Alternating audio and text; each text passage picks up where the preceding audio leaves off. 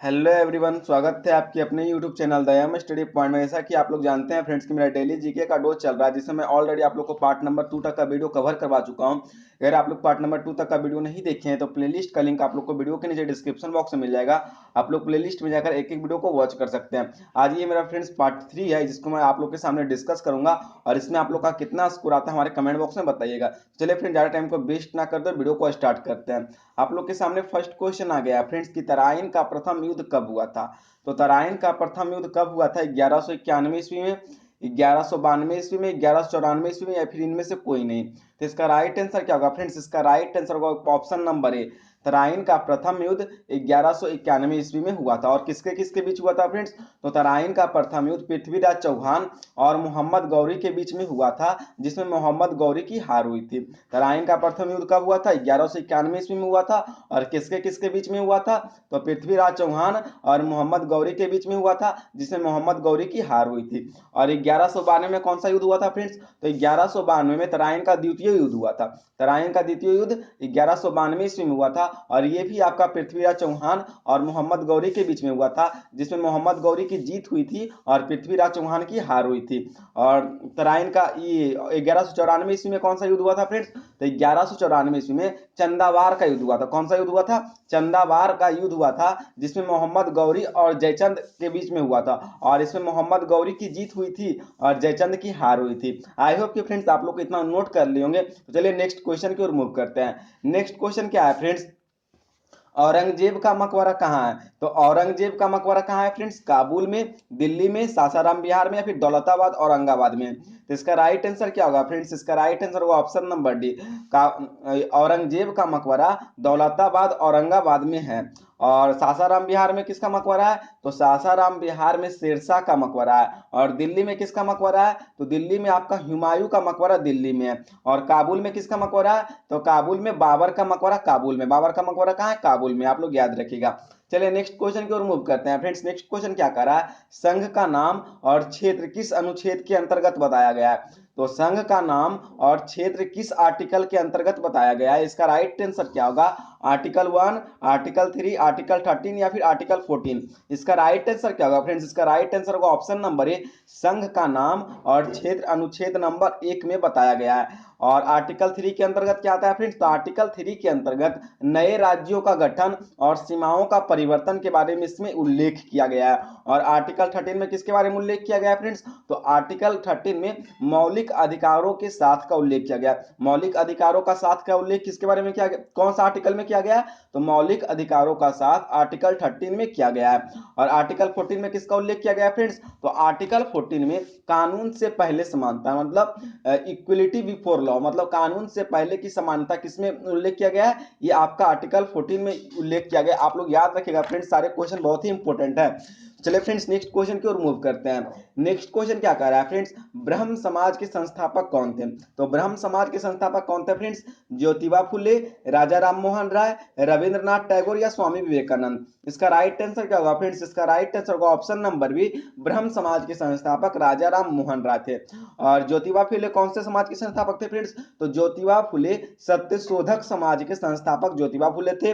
रविंद्रनाथ टैगोर, तो ये रविंद्रनाथ टैगोर विश्व भारती समाज के संस्थापक रविंद्रनाथ टैगोर थे। और रामकृष्ण मिशन के संस्थापक कौन थे फ्रेंड्स? तो रामकृष्ण मिशन के संस्थापक स्वामी विवेकानंद थे। आप लोग, आई होप कि आप लोग इतना याद रखिएगा, क्योंकि सारे क्वेश्चन ये आप लोग के लिए इंपॉर्टेंट है। ओके, चलिए नेक्स्ट देखते हैं। नेक्स्ट क्या कर रहा है फ्रेंड्स? नेक्स्ट आप लोग के सामने है, निम्नलिखित में से कौन सा देश कर्क रेखा पर स्थित है? तो निम्नलिखित में से कौन सा देश कर्क रेखा पर स्थित है? माली, संयुक्त राज्य अमीरात, सऊदी अरब, या फिर इनमें से सभी। तो इसका राइट आंसर क्या होगा फ्रेंड्स? इसका राइट आंसर होगा ऑप्शन नंबर डी, इनमें से सभी। कर्क रेखा पर टोटल 18 देश स्थित है फ्रेंड्स। अगर आप लोग का एग्जाम में आ जाएगा कि कर्क रेखा पर टोटल कितने देश स्थित है, तो कर्क रेखा पर टोटल 18 देश स्थित है, जिनमें एक माली है, संयुक्त राज्य अमीरात यानी यूएई के नाम से भी जाना जाता है, और सऊदी अरब है, और बाकी 15 देश और है, जिसको हम आगे आप लोग को एक एक वीडियो में करके डिस्कशन करते जाएंगे एक एक के बारे में। नहीं तो अगर आप लोग इसका पीडीएफ चाहते हैं तो मतलब कौन सा देश कर्क रेखा पर स्थित है, आप लोग कमेंट बॉक्स में कमेंट कर दीजिएगा। एक इसका इमेज खींचकर, आप मोबाइल से फोटो खींचकर टेलीग्राम ग्रुप में हम अपलोड कर दूंगा और आप लोग को वहां पे मिल जाएगा। ओके, टोटल 18 देश हैं जो कर्क रेखा पर स्थित है। चलिए नेक्स्ट देखते हैं फ्रेंड्स, नेक्स्ट क्या कर रहा है। नेक्स्ट है फ्रेंड्स, टिहरी बांध किस नदी पर स्थित है।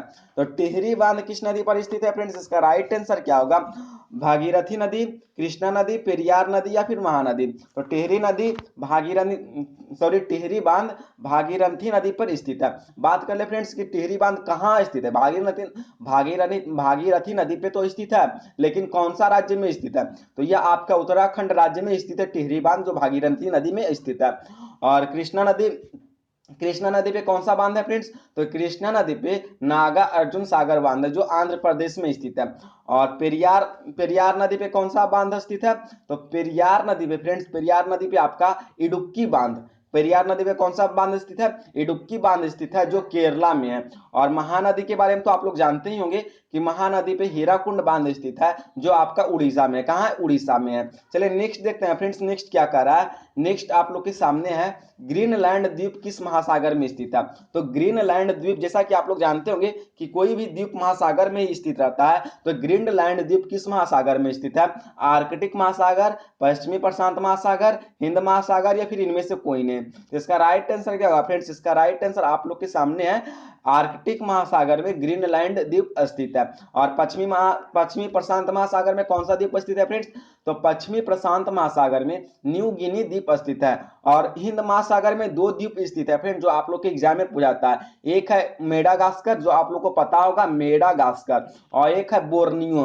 बोर्नियो और मेडागास्कर, बोर्नियो और मेडागास्कर जो द्वीप है, और यह कौन सा महासागर में स्थित है, यह आपका हिंद महासागर में स्थित है जो आपके अक्सर एग्जाम में पूछे जाते हैं। ओके, चलिए नेक्स्ट देखते हैं फ्रेंड्स, नेक्स्ट क्या कर रहा है। नेक्स्ट है फ्रेंड्स, निम्नलिखित में से कौन सा झील संयुक्त राज्य अमेरिका में स्थित है।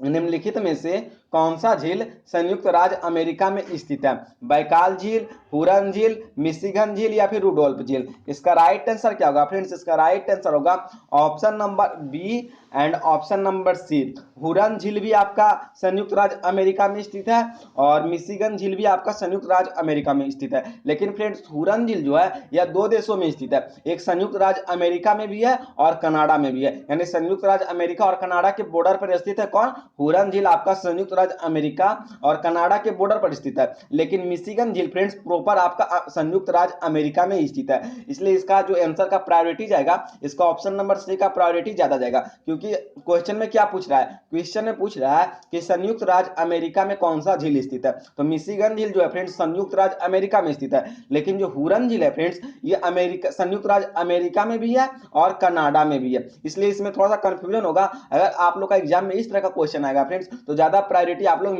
मिशिगन झील को देंगे। ओके, और आप लोग टिक करके आएंगे मिशिगन झील को, या फिर ऑप्शन नंबर बी एंड सी दिया रहेगा तो आप लोग ऑप्शन नंबर बी एंड सी दोनों को टिक करेंगे। और देखिए फ्रेंड्स नीचे में क्या है, रुडोल्फ झील। तो रुडोल्फ झील कौन सा देश में स्थित है, तो रुडोल्फ झील आपका केनिया में स्थित है। कौन सा देश में, केनिया में स्थित है, आप लोग याद रखिएगा। ओके, चलिए नेक्स्ट देखते हैं।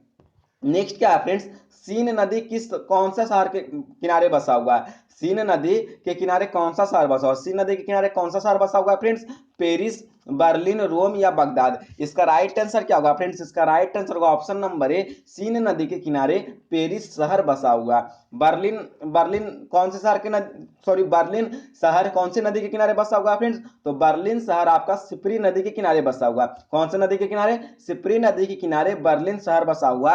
और रोम किसके किनारे बसा हुआ फ्रेंड्स, तो टाइबर नदी के किनारे रोम बसा हुआ है, और टाइग्रिस नदी के किनारे आपका बगदाद बसा हुआ। बगदाद कौन सी नदी के किनारे बसा हुआ, तो टाइग्रिस नदी के किनारे आपका बगदाद बसा हुआ है, टाइबर नदी के किनारे रोम बसा हुआ, और सिप्री नदी के किनारे बर्लिन बसा हुआ, और सीन नदी के किनारे पेरिस बसा हुआ है। आप लोग इतना याद रखिएगा। ओके, चलिए नेक्स्ट देखते हैं फ्रेंड्स, नेक्स्ट क्या कर रहा है। नेक्स्ट है फ्रेंड्स, रैम का पूरा नाम क्या है, random access memory, random automatic memory, random always memory या फिर random arithmetic memory. I hope कि फ्रेंड्स आप लोग इसका आंसर फाइंड आउट कर लिए होंगे। तो इसका राइट आंसर क्या होगा फ्रेंड्स, इसका राइट आंसर होगा option number A, random access memory. RAM का पूरा नाम क्या होता है, रैंडम एक्सेस मेमोरी। तो आई होप कि फ्रेंड्स आप लोग का 10 में 10 स्कोर हुआ होगा। अगर आप लोग के 10 में 10 स्कोर नहीं हो पाता है, अगर आप लोग 10 में से 9 स्कोर कर रहे हैं, 8 स्कोर कर रहे हैं, तो आप लोग का तैयारी बहुत ही बढ़िया चल रहा है। रहा है, और अगर आप लोग 8 से कम कर रहे हैं तो आप लोग का तैयारी मॉडरेट लेवल पे चल रहा है, थोड़ा सा और आप लोग को मेहनत करना पड़ेगा। चलिए फ्रेंड्स, आप लोग अपना स्कोर हमारे कमेंट बॉक्स में कमेंट कीजिएगा, क्योंकि उसी के अनुसार अपना नेक्स्ट जो क्वेश्चन का लेवल होगा उसी के अनुसार हम क्वेश्चन बनाएंगे। तो फ्रेंड्स, आप लोग अपना स्कोर जरूर कमेंट कीजिएगा, और आप लोग को वीडियो कैसा लगता है ये भी बताइएगा। और अगर आप लोग हमारे चैनल पर नए हैं तो प्लीज इसे सब्सक्राइब कर लीजिए एंड बेल आइकन नोटिफिकेशन को ऑन कर लीजिए, ताकि इस तरह का जो भी वीडियो बनाओ फ्रेंड्स इसका नोटिफिकेशन आपको मिलता रहे। और अभी तक आप लोग वीडियो को लाइक नहीं किए तो फटाफट लाइक और शेयर कर दीजिए, इतना हमको कहना ना पड़े, ये आपका रिस्पॉन्सिबिलिटी है कि आप लोग को शेयर करना है कि नहीं। जितने भी स्टडी रिलेटेड ग्रुप आप यूज करते हैं उसमें शेयर करते रहे। ओके, चलिए फ्रेंड्स, नेक्स्ट वीडियो में मिलते हैं। जय हिंद, वंदे मातरम।